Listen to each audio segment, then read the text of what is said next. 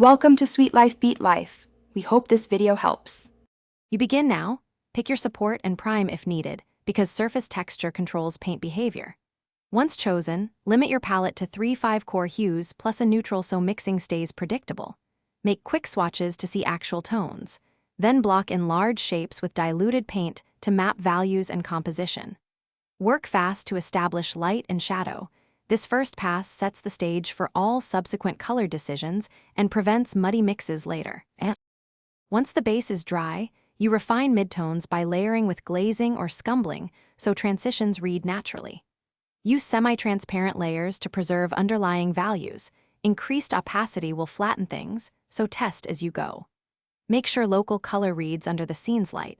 Add subtle reflected hues from nearby objects to sell realism. You should also introduce small complementary accents to control saturation and create depth. Because strategic, you finish by sharpening key edges and softening less important zones to direct attention. Crispness at the focal point reads as intent.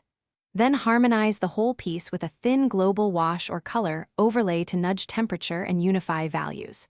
If colors look off, lift paint or apply a desaturated glaze to neutralize muddy spots, because small corrective layers fix large problems without reworking. Finally, step back often. Consistent viewing distance helps you judge balance and contrast accurately.